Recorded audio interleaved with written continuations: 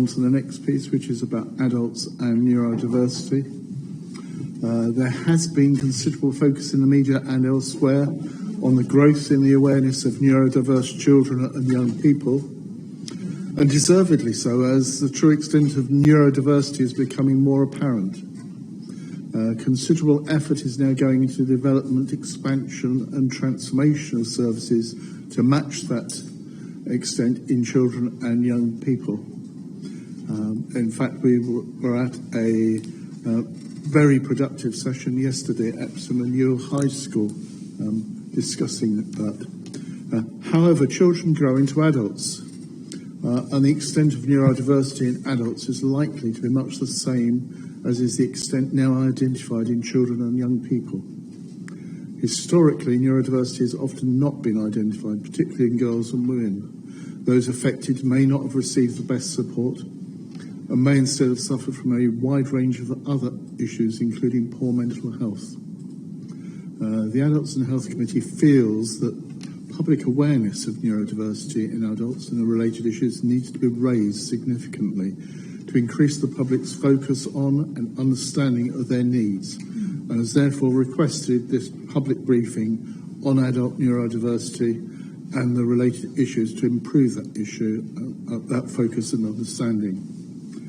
Society as a whole needs to develop how it responds to the issue, and as such this will not be an item for formal scrutiny. But please can I welcome the attendees joining us remotely and ask you to introduce yourselves.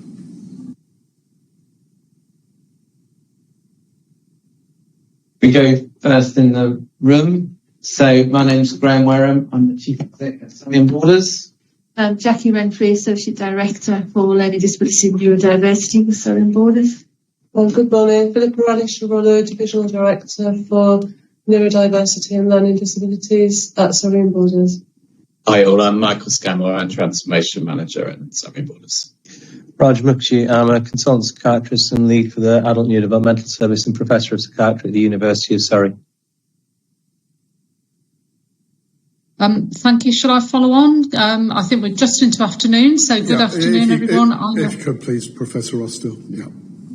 Thank you. I'm Helen Rostel. I'm Deputy Chief Exec and Chief Therapies Officer at Surrey Borders. And I'll hand over to Colette, I think, next. Thank you. My name's Colette Lane. I'm the Professional Lead for Lived Experience Development, and I'll be talking a little bit about my own experience of autism. And Simon? You're on mute, Simon. I've taken myself off at the last second. Hi, Trevor. Hi, councillors. I'm Simon Branner-Cave. I'm the Director for Adult Mental Health at Surrey Heartlands ICB. And Graham, if you'd like to marshal your team in terms of the presentation, please. Yes. So we've got a few slides, which I think we're just sharing. So I'll just give a brief overview about what we want to talk about today, which is very much, Raj is going to explain the sort of medical context of neurodiversity and what it means and the trends we've seen. And then we're going to talk a bit about what we're doing. I think Simon brought in the case here to talk about as a system or response. And then we've got Colette to join us to talk about what it means for an individual and how we can provide people with the best support. So that's what we thought we'd take you through today. And so I will now hand over to Raja to talk about the sort of background to this. Thank you. So just for a little bit of context, I'm a neurodevelopmental psychiatrist. I've been doing neurodevelopmental work probably for most of my career, which is coming on 30 years now. But it's only really in the last decade that there's been an increased growth and recognition of neurodiversity, neurodevelopmental disorders more generally. One of the things that we have to always consider, and if you've dealt with the children's side, you'd be probably familiar, that when we talk about neurodiversity, we're all neurodiverse. And that's the fundamental point. There is a different from what we used to consider neurodevelopmental disorders, where there was a pathology, where we understood something that was different, and we used to have diagnostic criteria based on older criteria, which have shifted and moved. And so when we talk about neurodiversity, it just refers to the variation in brain aspects regarding sociability, attention, mood, all of those kind of features that are linked to that. The problem that you've got is if we're all neurodiverse, we don't all need a health service. And that's part of the challenge. And health services are defined almost in statistical terms, and this is the bottom one for the standard deviations, is where 2.5 percentile, the bottom 2.5%, 2 standard deviations from the norm, is considered something to not have happened by chance and tends to be what we see in health services.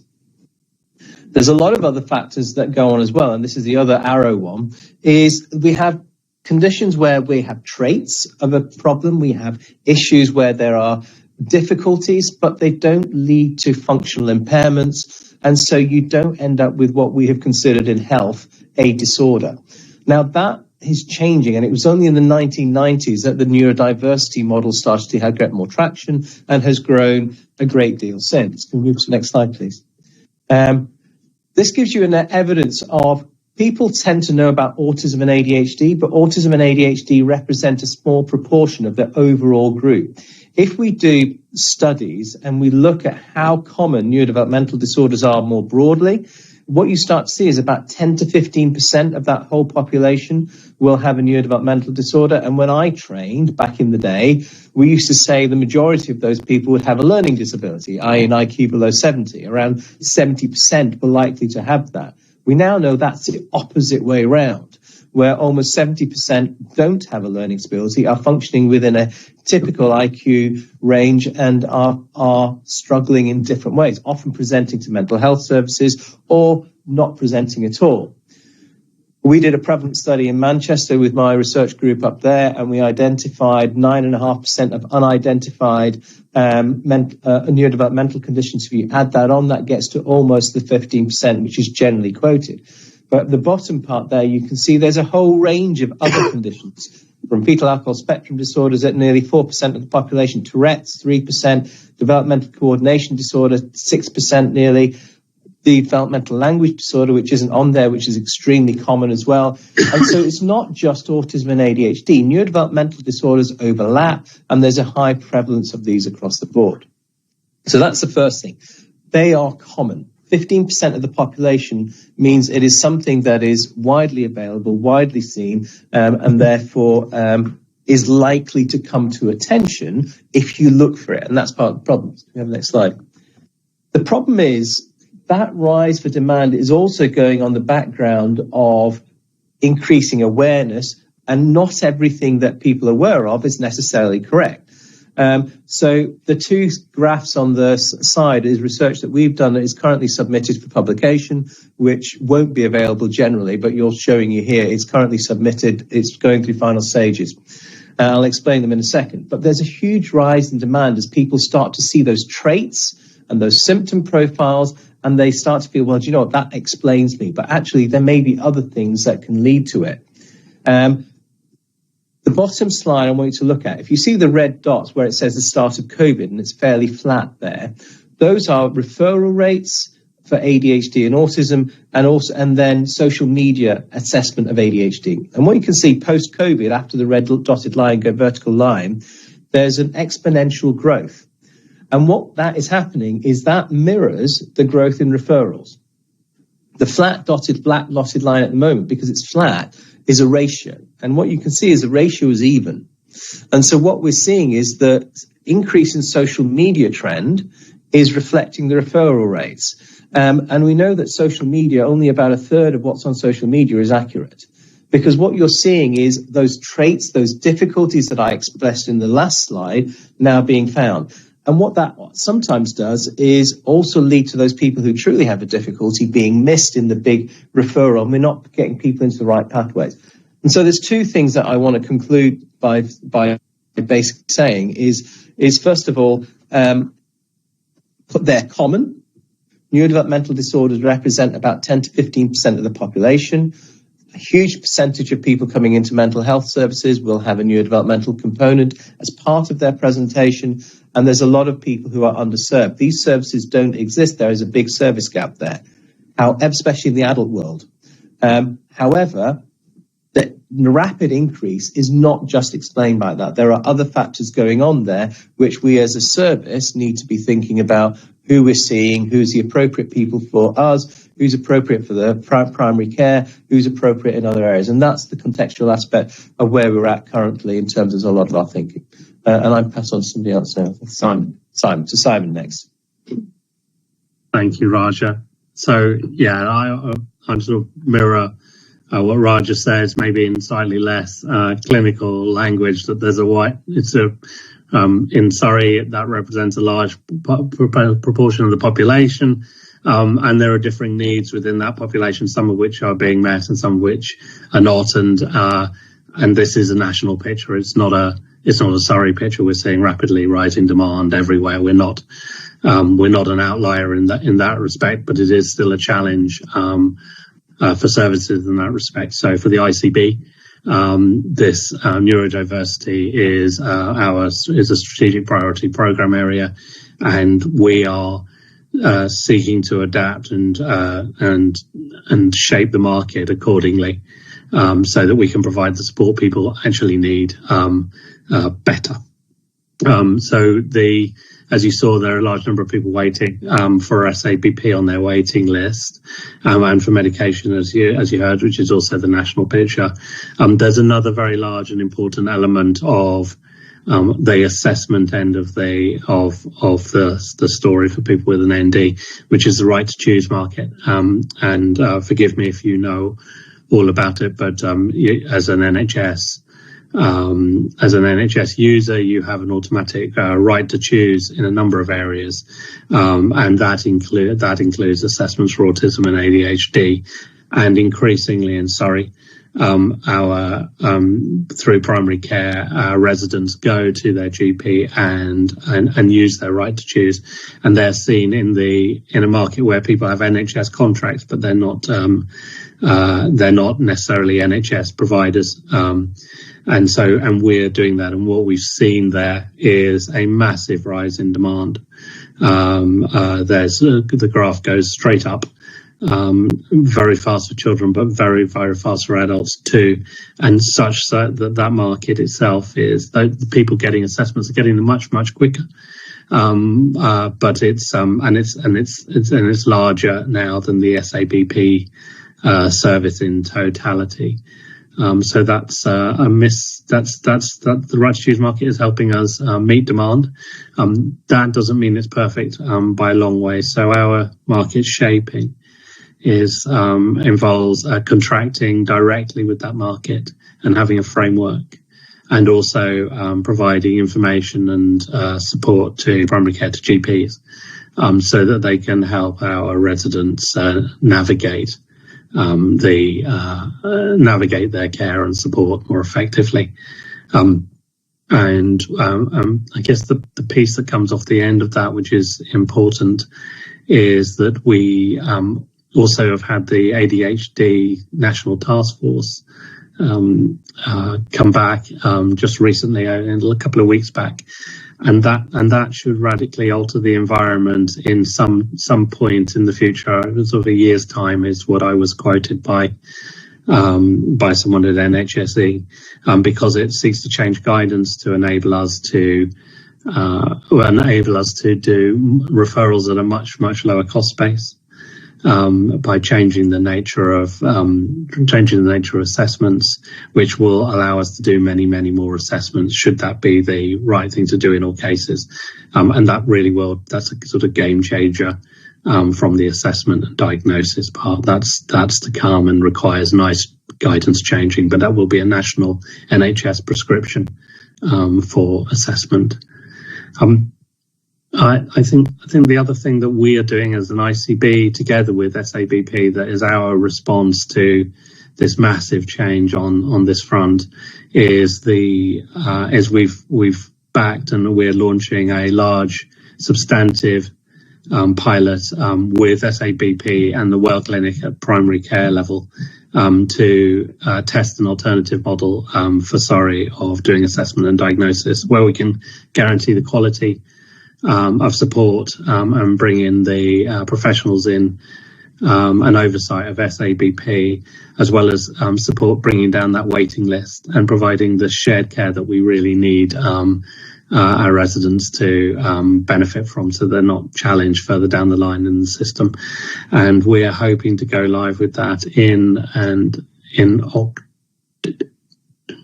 September, I believe. My colleagues will correct me, but I believe in September, and we will run that for 6 months. It'll be a large-scale trial. It's a substantial investment, and our hope and expectation is that we'll be able to scale that if it's successful, so that we can both meet the most refocus some of the services and SABP on the high security, but also start to meet demand more effectively and get people the assessments that they want where they need them. So that is the Surrey context. I will hand over to Colette now to talk about user experience. Thank you. Lived experience. Apologies, Colette. That's okay. That's no problem. Hi, my name's Colette Lane. I'm someone with lived experience of neurodiversity. For me, this includes autism, and it's something that shapes how I experience the world. I was actually diagnosed at the age of 3, and I was sent to a special needs nursery, followed by a special needs school. And for a long time, I didn't have the language to describe why things felt different for me. I would just hide under tables, and I was actually completely mute. At the age of 6, my family moved, and our new location didn't have a special needs school for me, so I had to enter mainstream education. For some reason, my family never told me about my diagnosis, and so I actually spent the majority of my life feeling very different and awkward with no real understanding or explanation. As an adult, I became a science teacher, and I was the epitome of a crazy chemist. The work has been characterised by noise, back-to-back meetings, and sudden changes in plans, which can feel incredibly overwhelming. Office culture itself, especially the unspoken or informal, can be really difficult to navigate. In my mid-20s, I started my journey under Surrey and Borders as a patient with really poor mental health that was significantly impacting on my life, and actually spent the next 20 years under services being supported by the mental health teams. But at the age of 42, my psychiatrist suggested that I might be autistic. And I was interested by that possibility. And so I was diagnosed again by Surrey and Borders at that time. And it gave me both relief and complexity. It helped me to understand myself better, but it also made me reflect on how misunderstood neurodivergent people can be. Being neurodivergent means navigating a world that often isn't designed with us in mind. Things like open plan offices, workplace noise, burnout, and just not understanding jokes can really impact my well-being. But it's not just about challenges. My brain works in ways that bring strength too. I bring a lot of empathy. I bring the ability to see problems in different ways. I have hyperlexia and hyperfocus. And I've learned to work with my brain rather against it. In fact, I realise now that I wasn't actually broken. I just worked differently. And I'm sharing this today because lived experience can help others to feel seen. It can shape better support, and it can break stigma. I've worked in a number of lived experience roles while working here at Surrey and Borders, and I've been here for 11 years. Neurodivergent people bring a different lens, and I think that's a real strength in teams. It brings innovation and problem-solving skills as well. But I want us to remember that no two experiences are the same. I'm just talking about mine today. But all of the experiences deserve to be respected, listened to, and included. And what's helped me the most is finding environments where I don't have to mask, where difference is normalised, and where people ask, what works for you, instead of making assumptions. What's helped me thrive hasn't involved huge changes. It's been around flexibility, clear communication, and a feeling of psychological safety. Things like knowing that it's okay to ask for written instructions, or being able to say, hang on a minute, I just need time to process. But it's also about culture. It's about being in a team where difference is normal, where curiosity replaces judgment, and where lived experience is welcomed and not questioned. I want to be part of a culture where neurodivergent people are not just supported, but that we're celebrated for what we bring. And if you just take away one thing from what I talk about today, let it be this: that neurodiversity isn't something to fix, it's just something to understand.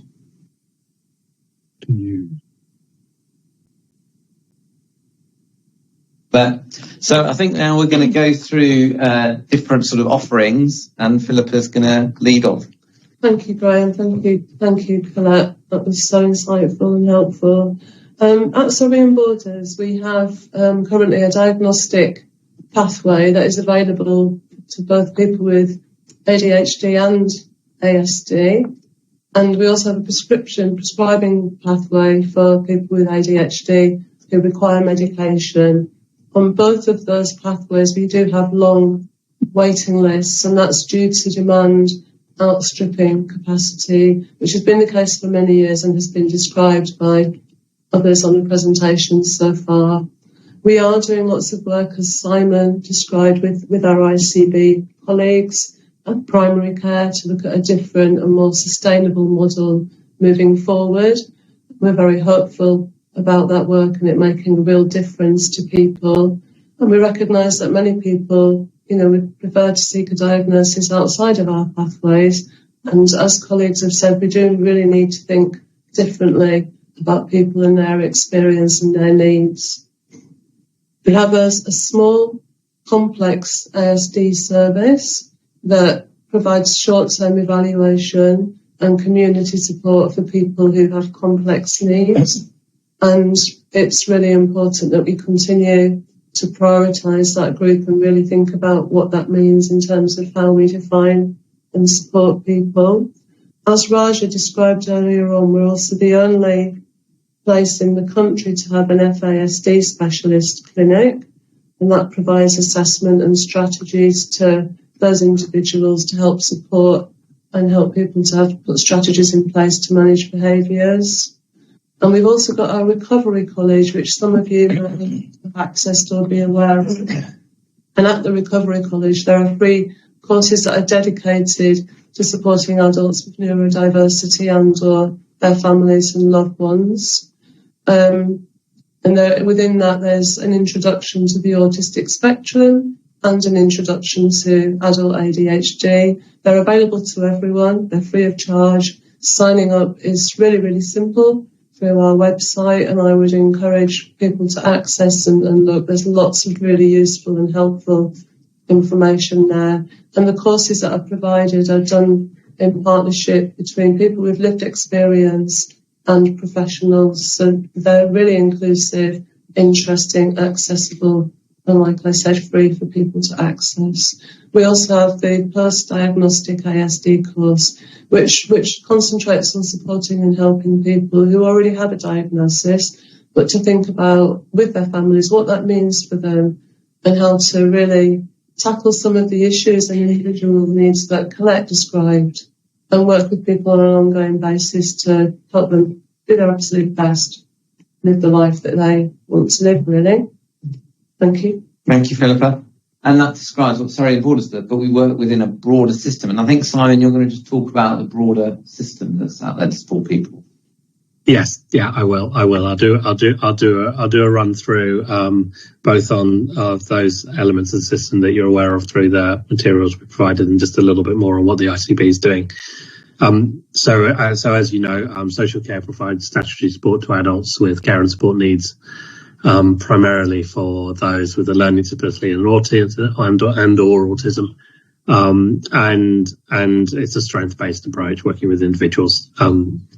We have our Surrey All-Age Autism Strategy, which runs until 2026. So we are coming up to a refresh part. I won't go into lots of depth about it, but just to note, it was extensively co-produced, and so represents the needs of those locally with autism, supported by SABP colleagues, and just a couple of things to just pull out of there, which to commend is the mandatory, for at least for the NHS, Oliver McGowan training, which is excellent, which is, as I say, now mandatory across the NHS, and also picking up on the police's also mandatory training to its frontline officers.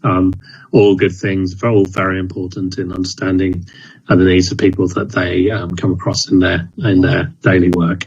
We have an employment support. There's Workwell, which is a joint initiative with the Department of Work and Pensions and the Department of Health and Social Care. And that includes tailored support, one-to-one coaching for those with an ND. Similarly, Surrey Choices provides tailored support and meaningful activities and employment support too. In common with most other areas of the country, we have a NAS Assist program which provides advice and social support, often one-to-one, but also in groups and virtually and on the phone. And of course, there's a Surrey Disabled People's Partnership, which is an independent advocacy organisation. Inside the ICB, as you'd expect, as the ICB, we're more focused on the higher needs end and the higher acuity end of the world. But we are developing our reasonable adjustments digital flag so that people with a learning disability and autism, their records reflect their needs so that they get the support they need when they need it. We've introduced the Brain in Hand app, which is actually to support people on waiting lists to manage their health and well-being, so that we're sort of mitigating that challenge of the wait. We have a digital dynamic support register, which is a multi-agency meeting and tool to support those people most at risk and provide that support to keep them out of, stop them being admitted inappropriately and keep them safe in the community. There is a key worker service for children up to the age of, up to adults up to the age of 25, which provides professional direct support in quite an intensive way. And that says run out of the council and is jointly funded. And then we have our learning disability and autism program, and we have a small team within the ICB that does lots of casework and support and works with colleagues in a collaborative way. So with that, I will hand back over to SAVP. Thanks, Simon. And I think we're going to talk a bit about, I think what employers does is really important. And just to kind of illustrate that, I guess, Colette's just going to talk about what we do here at Surrey and Borders to support our staff. We have a trust network called Connect that is aimed at colleagues who have emotional and psychological needs, so whether that be mental ill health, but also neurodiversity or trauma, anything that kind of affects them in the workplace. We have a network for those colleagues, and we're increasingly finding that people come to Connect seeking advice and support around their own neurodiversity, whether that be self-diagnosed or whether that's been recently diagnosed. And so we're thinking about, how to support our colleagues with different strategies to support them in the workplace. Within our headquarters, one of our sort of greatest achievements that we're most proud of is the sunflower symbol that we're using on various rooms. I'm in one right now as we speak, meaning that they're rooms that are suitable for anybody that feels that the open plan office wouldn't be appropriate at that time. You can come in, you can work there a little bit more quietly and have a bit of downtime, really. We've also got wellbeing rooms as well as booths as well that are a bit more open, but also give you that kind of element of being a little bit, just in your own space, being able to work there. We've got some marvellous quotes there that you're able to read there about the advantages of these sunflower rooms. We also now have it as a requisite for staff to complete a piece of training called the Oliver McGowan training as well. It comes in 2 parts, and it's been incredibly well received, the Oliver McGowan training, both by colleagues like myself that have neurodiversity, but also those colleagues that know nothing about neurodiversity and are coming at it completely new. It really helps them and supports them to work with their patients, but also to work alongside their colleagues as well that are experiencing neurodiversity.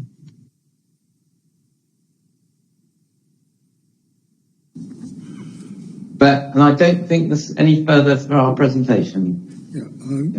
Graham, thank you for all of that. It's really, really helpful. I'm going to kick this off with a thank you to Colette. Your story was especially moving, and you got applause here, although you couldn't have heard it because the microphones were off. So thank you. And Recovery College, it's highly recommended, I would say, particularly for anyone that wants to learn about neurodivergence. I kind of have a question, relating to the Equality Act and employers. And we hear what yourselves do, but obviously this is a message that we need to get out to many more employers. One of the things that maybe we should consider is making sure that we as councillors have done the Oliver McGowan training as well. But I can see that I've got hands up, so Councillor Abby King.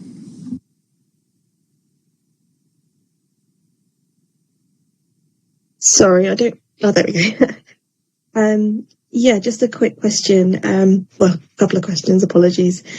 So I have a diagnosis of BPD, and I'm just wondering whether there is.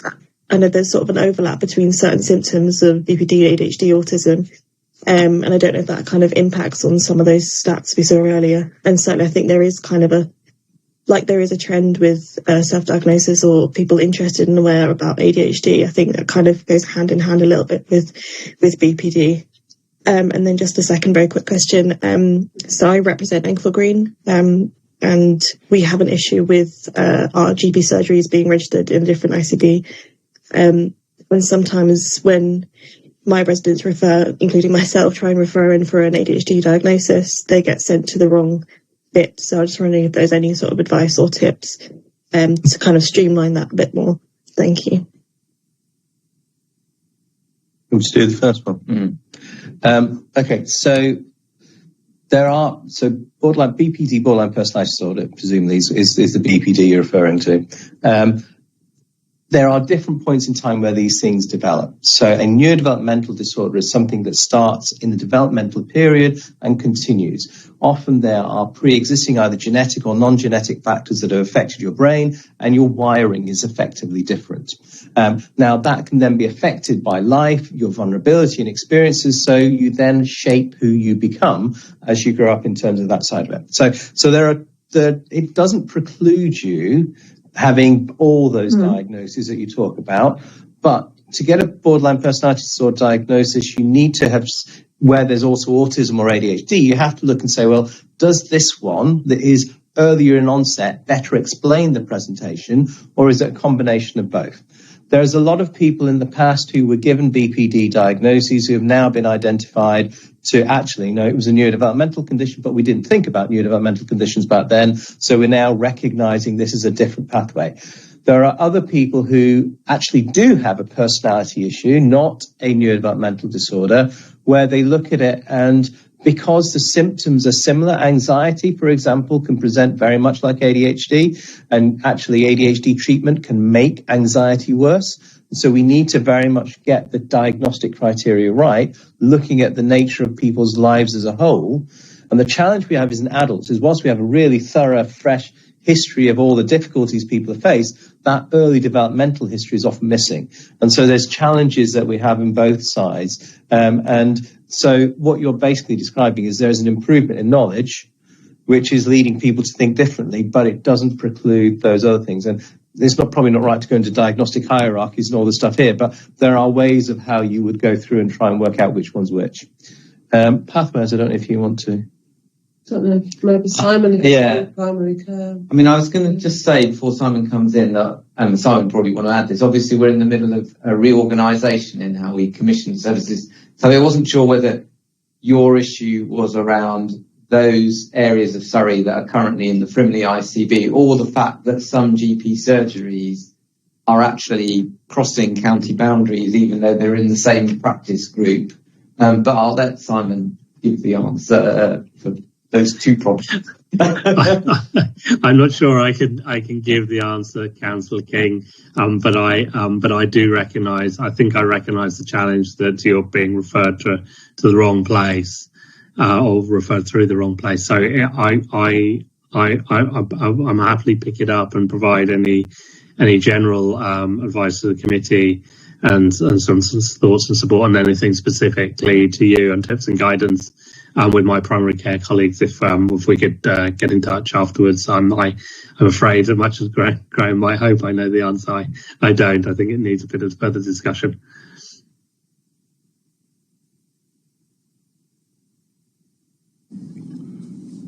Abby, are you happy there? Yeah, that's fine. I think Angleford Green is quite a sort of hyper-specific part of Surrey, so I'll take that outside the meeting. Thank you. Thank you. Councillor David Harmer. Thank you, Chairman. This is rather targeted at Colette, actually. I was very interested in what you said about your background and where you got to, and it struck me that a number of the things that you were saying would make you very good at asking questions that many of your friends and people you worked with wouldn't really like to ask. And as someone who was advised that is exactly where you want to be in life, it did strike me that if you agree that was your case, then how can we use people with the same sort of characteristics? Because they're very, very important, especially in business, but pretty important in council, as our chairman will tell you. I think it is about recognising people's transferable skills, and it's something that I try and champion at Surrey and Borders with the lived experience workforce, that actually we do bring a lot of other skills that people may not initially think of. And I think sometimes that is what we're starting to learn, particularly around neurodiversity, that we can really kind of see those details, we can ask those questions, and also maybe I don't mind asking those questions sometimes that are a bit more challenging for others to ask. And I'm wondering if that may be what you're kind of inferring about with the councillor. And I think, there's room for us all, isn't there? Yeah. No, I think we should market those skills. Can I just add something to that? Because I think it's really important to know a lot of people in neurodiversity bring a lot of skills to the table. But what we often do is we underestimate the support needs that also come with it. So Colette was saying she's in a different room and that kind of side of it. So if you bring somebody and really work on what they're good at, you can thrive and you can get a really positive experience for them and for you. But then the assumption is that they should be able to do everything else that everybody does. And that's not the case. And so going into these situations, yes, absolutely make the most of what people's skills are, but don't forget there is a support need that goes with it as well. Yeah. Thank you. Councillor Frank Kelly. Thank you, Chairman. First of all, I will say that there's a couple of people sitting in SABP that I do know in my previous life. Hello, Raj, how are you? We met when I used to work at Oakwood. Yeah. My question is really about, you were talking earlier about social media. Do you feel it's a correlation between social media itself or more the fact that celebrities were coming out and talking about their neurodivergent issues that they had? And also, is there a conflict between people who try and self-diagnose rather than those that are clinically diagnosed? And is it sometimes about making symptoms fit rather than finding out how the symptoms are?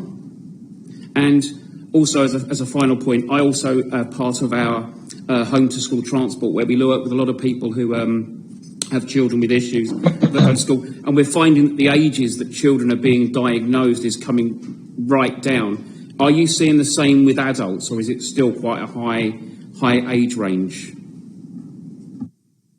Okay, nice to see you again, Frank. I would say it's a complex answer to what you've just asked. Social media has not helped, because there's lots of literature out there to show and suggest that social media is useful in terms of getting messages across, but people with a little bit of knowledge sometimes don't always give the right message. And that's what you're seeing, is that people are saying and identifying with traits that they have, but traits can be due to a lot of different things. Psychiatry is not a perfect subject. We deal with symptoms and we try and put them together, which is the second part of your question, is that we try and accurately put symptoms together to say you have a condition. But there are things beyond that in terms of how common it is, where they started in your life, All these kind of factors influence what the correct diagnosis. So, like the previous counsellor asked, borderline personality disorder symptoms may overlap with a neurodevelopmental condition, but where they start in that journey will vary. And so social media, often we know that about 2/3 of what's on social media is not correct.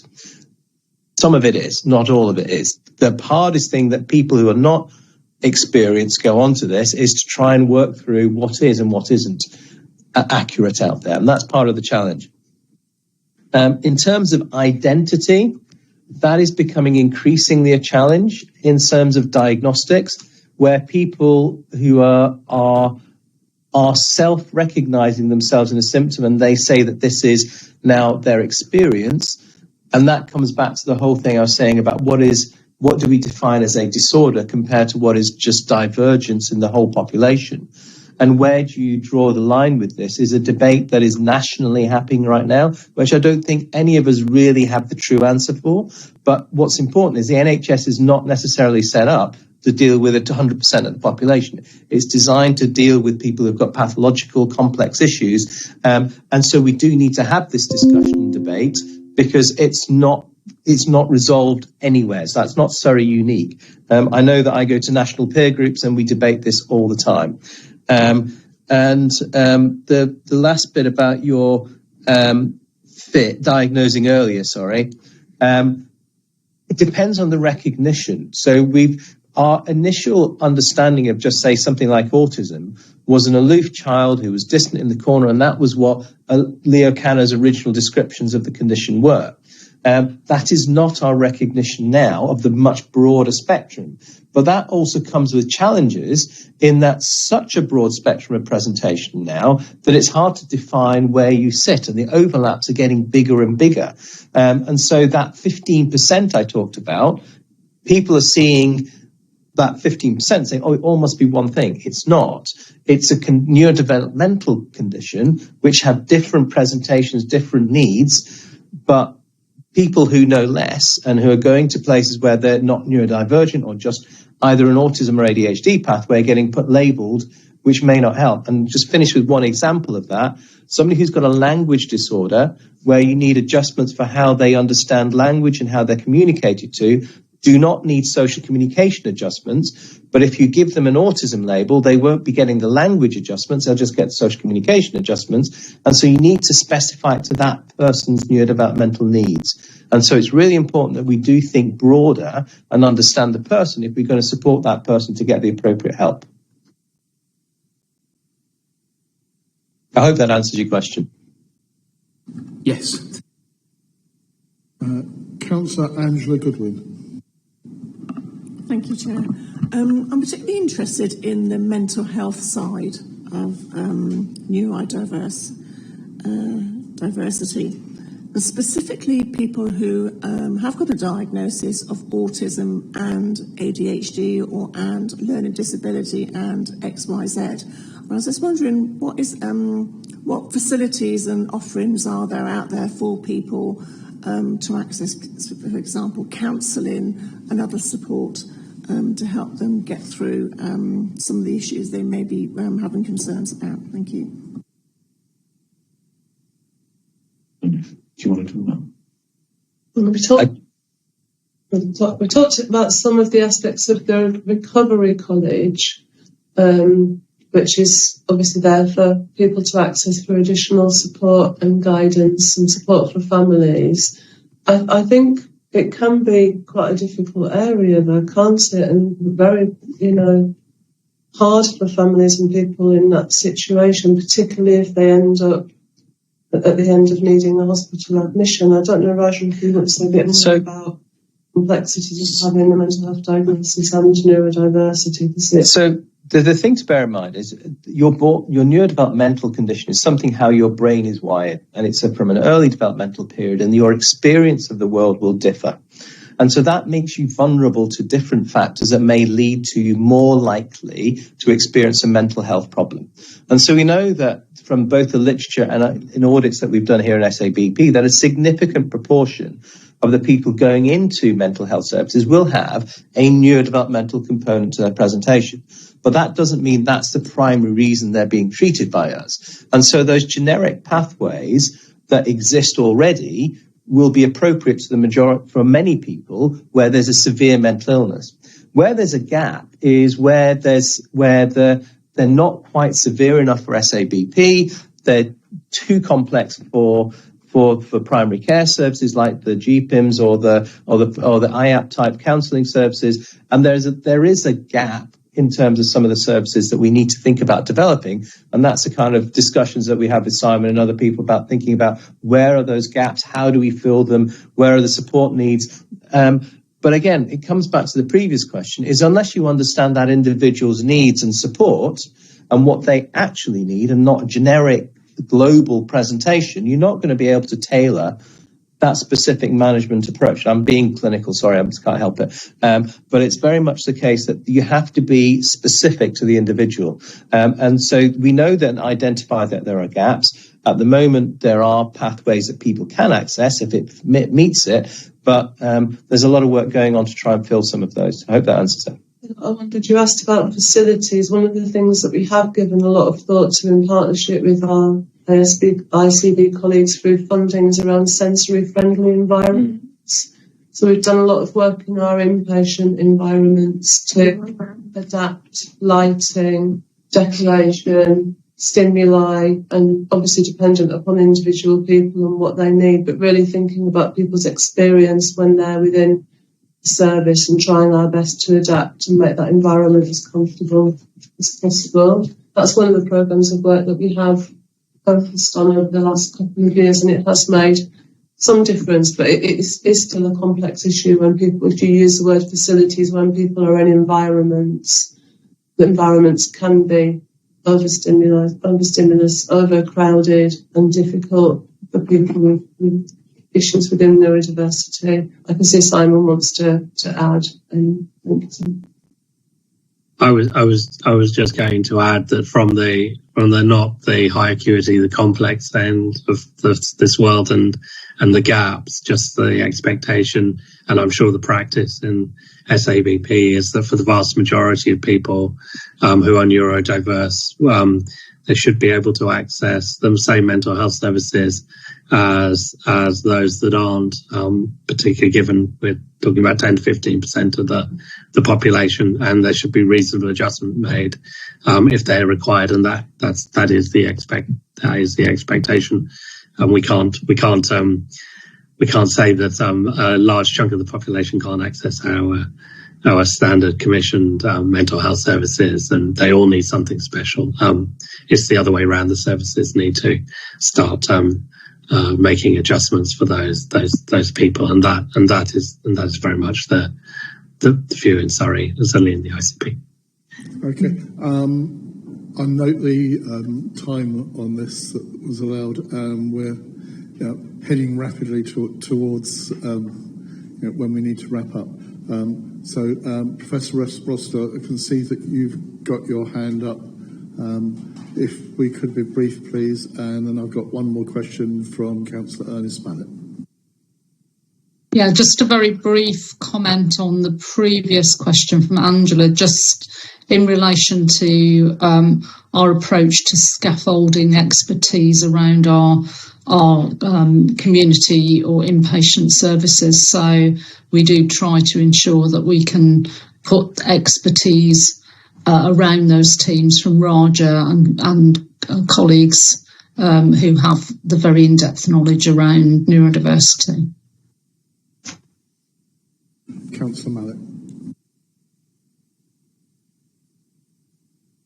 Thank you. I've got a couple of questions.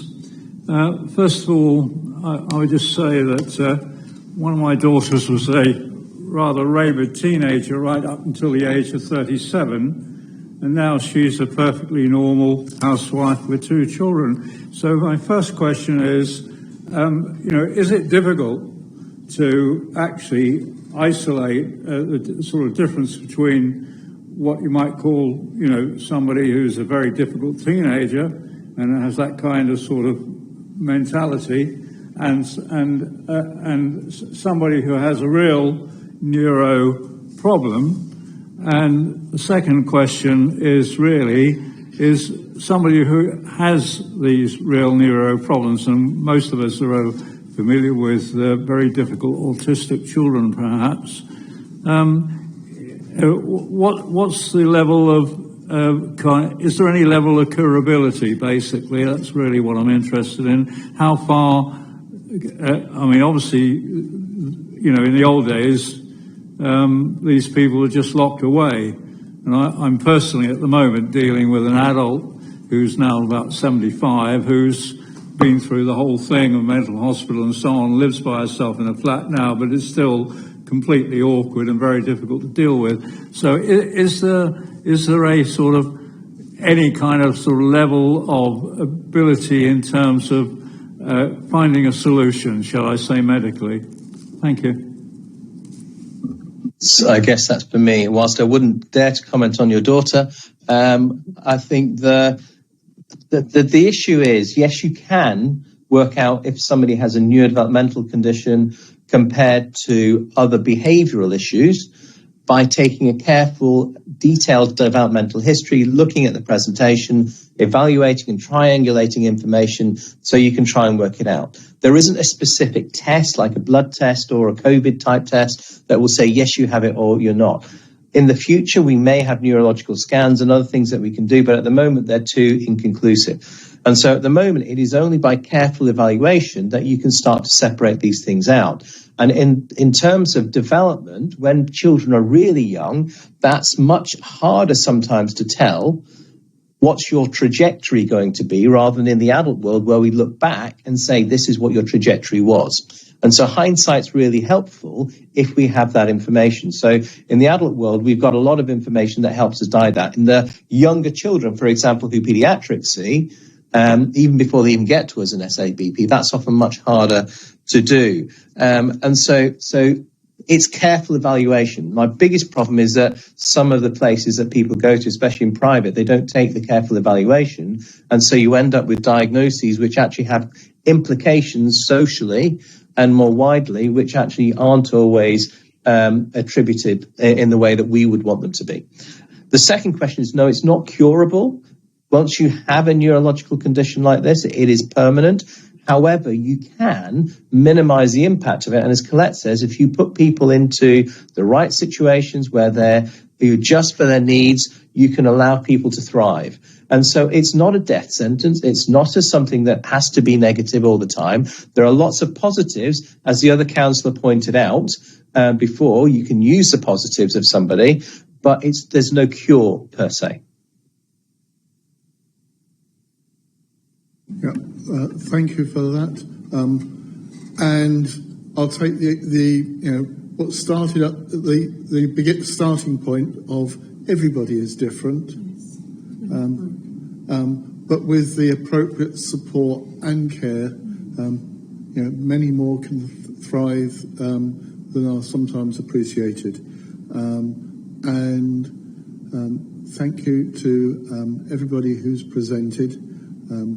And taking part in this discussion. I think there needs to be many more. There needs to be a much wider understanding of the issues.